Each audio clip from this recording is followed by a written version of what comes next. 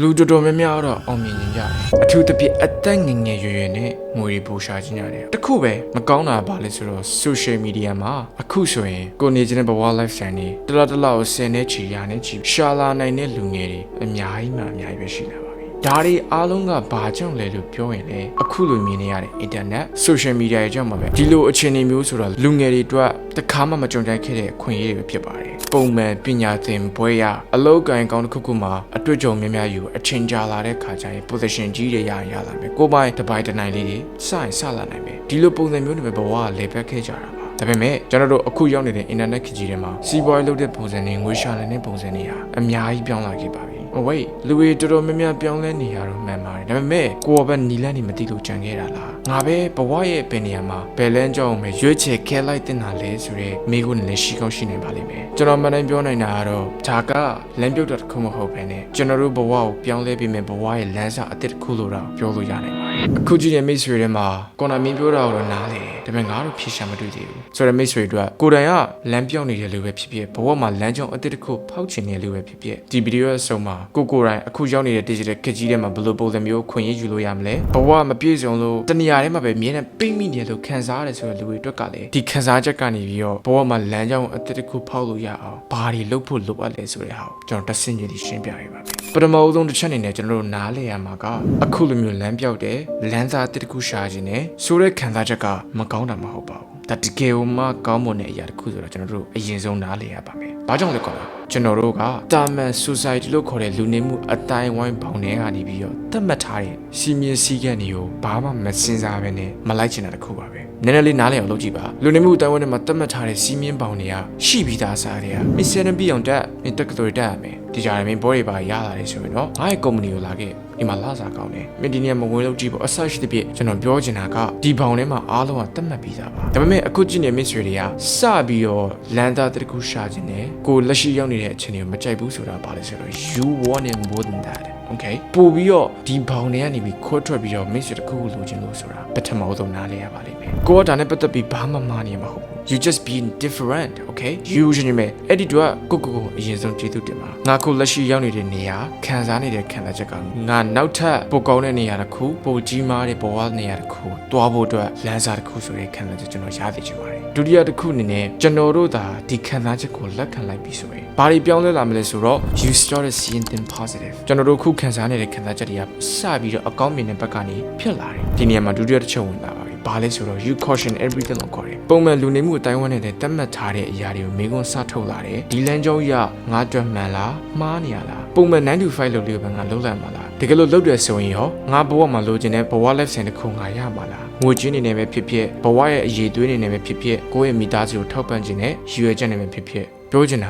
အများကြီးတွေးလို့ရတယ်ဒါပေမဲ့ကိုကဒီအချက်တစ်ခုချင်းစီကိုစပြီးမိကွန်းထုတ်လာတဲ့အချိန်မှာကျွန်တော်ကပြောခဲ့တဲ့ loss လို့ခေါ်တယ်ကိုစပြီးတော့လမ်းပြောက်တယ်လို့စခံစားလာတာပါဒါပေမဲ့ကျွန်တော်ပြောခဲ့ပြီးပြီ it is not လမ်းပြောက်တာမကောင်းတာမဟုတ်ဘူးကျွန်တော်တို့ဘဝအသစ်တစ်ခုရှာဖို့အတွက်လမ်းစာဆက်ရှာပေးနိုင်မယ့်နေရာပါဟုတ်ပြီကောနာငါနားလေပြင်းပြောတာဒါပေမဲ့ငါဘယ်လိုပြောင်းလဲရမှာလဲငါဘဝရဲ့လမ်းစာအသစ်တစ်ခုကိုရှာတွေ့ဖို့အတွက်ပုံမှန်လူပေါင်းတွေကချက်မှတ်ထားတဲ့တမယိုချက်နီးလန့်တွေကိုဖောက်ထွက်ဖို့အတွက်ငါဘယ်လိုအဆင့်တွေကိုတစ်ဆင့်ကြီးလောက်အောင်ပါလဲကျွန်တော်အဆင့်30နဲ့ဖော်ပြပေးပါမယ်ပထမဆုံးတစ်ချက်ကျွန်တော်တို့ဘဝမှာမလိုချင်တဲ့အချက်5ချက်ကိုချရပါလိမ့်မယ် maybe ကျွန်တော်တို့ဆိုရင်တော့ကိုအမိန်ပေးတာမျိုးမလိုချင်ဘူးကိုမထားချင်တဲ့ချိန်မှာထပြီးအလုပ်သွားတယ်ဆိုတာမျိုးတွေသဘောမကျဘူးကိုအနားယူချင်တဲ့ချိန်မှာအနားမယူရတာမျိုးတွေမကြုံချင်ဘူးနောက်တစ်ခုကကိုရဲ့မိသားစုအတွက်လိုအပ်နေတဲ့ချိန်မှာအချိန်မပေးနိုင်တာတွေမလိုချင်ဘူးနောက်တစ်ခုကဘာလဲဆိုတော့ကိုမကြိုက်တဲ့လူနဲ့အလုပ်တွဲမလုပ်ချင်ဘူးရိုးရိုးမယ်ကျွန်တော်တို့ကခုကြည့်နေမိတ်ဆွေတွေမှာရောကိုဘဝနဲ့ပတ်သက်ပြီးတော့မလိုချင်တဲ့အချက်5ချက်ကဘာဖြစ်မလဲအရေးဆုံးကျွန်တော်တို့ဒါကိုသိမှရပါလိမ့်မယ်ဘာကြောင့်လဲလိုချင်တာကိုချရရဲဆိုရင်လွယ်ကူတယ်ဒါပေမဲ့မလိုချင်တာဆိုကျွန်တော်နည်းနည်းစဉ်းစားလိုက်မယ်အဲ့ဒီမလိုချင်တာကိုသိမှပဲအော်ငါတကယ်ဒီလိုဘဝလက်ဆံမျိုးလိုချင်တာပါလားငါဘဝဒီလိုပုံစံမျိုးဖြစ်ဖို့လိုအပ်တာပါလားဆိုတာ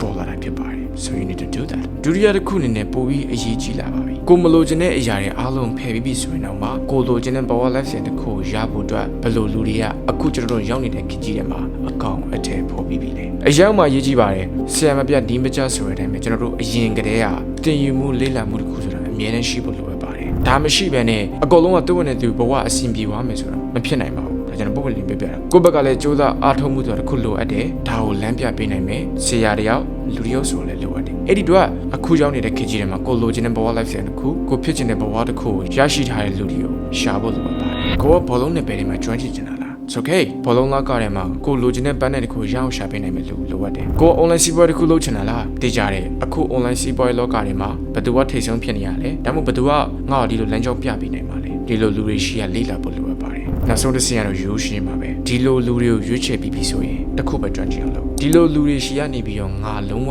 လေ့လာရမယ့်အရာတစ်ခုငါကျွမ်းကျင်ရမယ့်အရေးကြီးတစ်ခုကဘာဖြစ်မလဲဒါကိုမေးပါကျွန်တော်တို့ဆိုရင်တော့ digital ခေတ်ကာလကြီးထဲမှာအမြဲတမ်းမရှိမဖြစ်လိုအပ်နေတဲ့ video editing script writing content creation ဒါတွေတစ်ခုချင်းတွေကိုကျွန်တော်သင်ယူခဲ့တယ်လေ့လာခဲ့တယ်ကိုယ်တိုင်လည်းအသုံးချခဲ့တဲ့အတွက်ကြောင့်ကျွန်တော်ကိုယ်တိုင်ပြန်ပြီးသုံးချလို့ရတယ်အခုလိုမြင်နေရတဲ့ video တွေမှာကျွန်တော် make sure ပြန်ပြီး share လုပ်ပေးလို့ရတယ်တစ်ချိန်တည်းမှာပဲကျွန်တော်ရဲ့ MTA agency ဖြစ်တဲ့ဒီ social media marketing agency ကနေပြီးတော့လုပ်ငန်းရှင်မိတ်ဆွေကိုကျွန်တော်ပြန်ပြီးကူညီပေးလို့ရတယ်သူတို့ရဲ့လုပ်ငန်းမှာလိုအပ်နေတဲ့ video တွေ content တွေဒါတွေကိုတစ်စင်ကြီးတွေကျွန်တော်လုပ်ပေးလို့ရတယ်ကျွန်တော်အနေနဲ့ကတော့တစ်ခုချင်းစီကိုအချိန်ပေးပြီးလေ့လာခဲ့တဲ့အတွက်ကြောင့် skill set လို့ခေါ်တယ် skill set လေးတွေတစ်ဖြည်းဖြည်းပိုတိုးလာတယ်ပိုများလာတယ်ပိုကျွမ်းကျင်လာတယ်ရိုးရှင်းပဲဒါပေမဲ့အခုကြည့်နေမိတ်ဆွေတွေမှာတစ်ခုပဲကျွန်တော်ရွေးချက်ဆက်ချင်ပါတယ်အကုန်လုံးမဟုတ်ဘူးနော်တစ်ခုပဲငါပဲ skill ကိုအရင်ဆုံးကျွမ်းကျင်အောင်လုပ်ပါလေဘာဖြစ်လို့လဲဆိုတော့အဲ့ဒီကျွမ်းကျင်တဲ့အရေးချင်းတစ်ခုတည်းကနေပဲငွေရှာလို့ရပါတယ်နည်းနည်းနဲ့များများပဲကွာ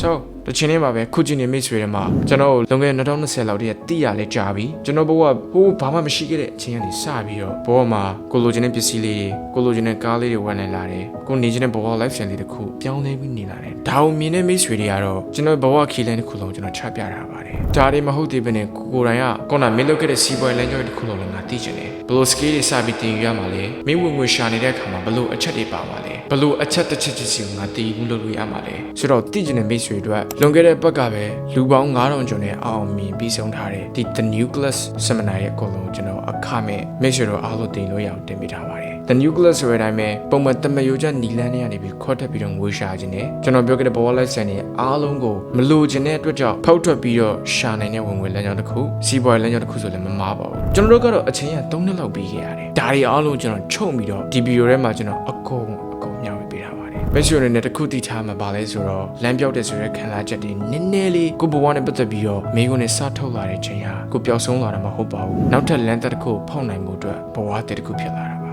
နောက်မကြသေးပါဘူးခေတ်တည်းပြောင်းလဲတာတော့အရင်မြန်ပါတယ်ဖုန်းတွေပေါ်လာတယ်အင်တာနက်တွေပေါ်လာတယ် social media တွေပေါ်လာတယ်အခု AI တွေထပ်ပေါ်လာပြန်ပြီကျွန်တော်တို့ကဒီခေတ်ရေးကြောင်းရင်းထဲမှာအခွင့်အရေးကိုပြပြဝဝယူနိုင်တဲ့လူတွေကပဲဘဝမှာနေရာတစ်ခုရသွားကြတာကျွန်တော်တို့အခုကြည့်နေမိတ်ဆွေတွေအားလုံးဘဝမှာနိုင်ရစေခြင်းတဲ့အတွက်ဒီပြောင်းလဲလာတဲ့အခွင့်အရေးတွေကတစ်ခုတော့ကျွန်တော်ခံခံမှယူသေးခြင်းပါတယ်။တရားတော့ဖုန်းတွေ internet ခေတ်ကတော့ကျွန်တော်မမီတော့ဘူး။ social media ခေတ် digital ခေတ်ကြီးတော့ကျွန်တော်တို့မှီနိုင်တယ်။ AI ဆိုတဲ့ဟာကျွန်တော်တို့စပြီးတော့လက်လန်းမီစာပြုတ်လာပြီ။ကျွန်တော်တို့အခုတည်းကစပြီးတော့ခြေလန်းစလန်းထားမှပဲရပါလိမ့်မယ်။အားလုံးပဲဘဝမှာကောင်းမွန်တဲ့ဆုံးဖြတ်ချက်တွေချနိုင်ကြပါစေလို့ပဲကျွန်တော်ဒီနေ့ဆုမတောင်းပေးလိုက်